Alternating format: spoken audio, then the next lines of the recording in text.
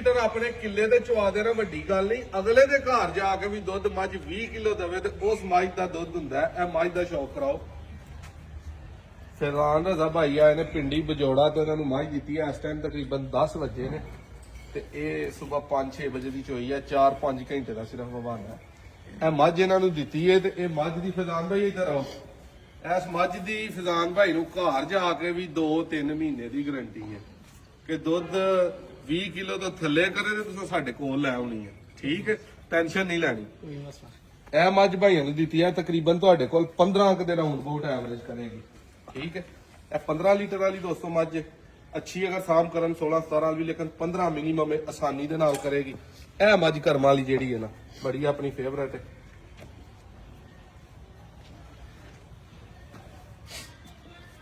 ਕਦੋਂ ਦੀਆਂ ਵੀਡੀਓ ਸ਼ੂਡੀਓ ਵੇਂਦੇ ਇਧਰ ਧੁੱਪ 'ਚ ਹੀ ਆਈਓ।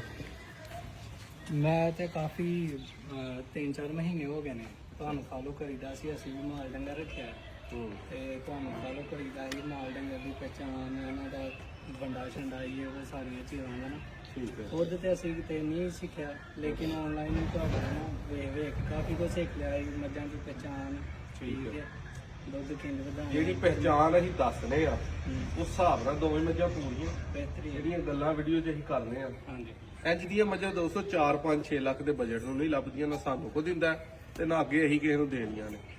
ਜਿੰਨਾ ਮਾਲ ਮੁੱਲ ਚੀਜ਼ ਹੋਏ ਉਸੇ ਹਿਸਾਬ ਨਾਲ ਮਿਲਦੀ ਹੈ। ਦੋਵੇਂ ਮੱਝਾਂ ਦਾ ਤੁਹਾਨੂੰ ਸ਼ੌਕ ਕਰਾਣੇ ਆ। ਅੱਲਾਹ ਪਾਕ ਭਾਈ ਦੇ ਨਸੀਬਾਂ ਦੇ ਵਿੱਚ ਕਰੇ ਤੇ ਮੱਝਾਂ ਦਾ ਇੱਕ ਵਾਰੀ ਜਿਹੜਾ ਨਾ ਲਿਬਾਸ ਵੇਖਣਾ ਕਿ ਕਿੱਥੋਂ ਸ਼ੁਰੂ ਹੋ ਕੇ ਤੇ ਕਿੱਥੇ ਤੱਕ ਆਇਆ ਹੈ ਇਸ ਮੱਝ ਤੋਂ।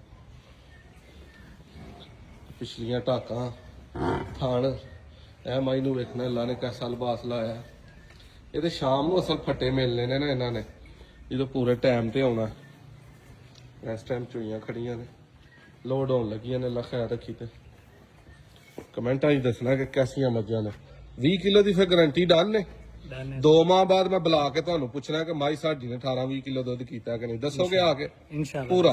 ਹਾਂਜੀ, ਇਹਦਾ 15 ਦੋਵਾਂ ਦੀ ਐਵਰੇਜ ਤੁਹਾਡੇ ਕੋਲ 34-35 ਲੀਟਰ। ਜੀ ਸਰ, ਠੀਕ ਹੋ ਗਿਆ। ਬਿਹਤਰੀਨ। ਇਹ ਮੁੰਡੇ ਸਾਹਮਣੇ ਆ, ਹਾਂਜੀ, ਧਿਆਨ ਨਾਲ ਵਿੱਚ ਹੋਣੀ ਆ ਤੇ ਟੋਟਲ ਦੁੱਧ ਉਹ ਨਾ ਪਜਾਮਾ ਨੂੰ 2 ਥਣ ਪਿਆ ਕੇ ਹੁਣ 8 ਕਿਲੋ ਟਾਈਮ ਦਾ ਦੇਣ ਡਈ ਹੈ ਟੋਟਲ।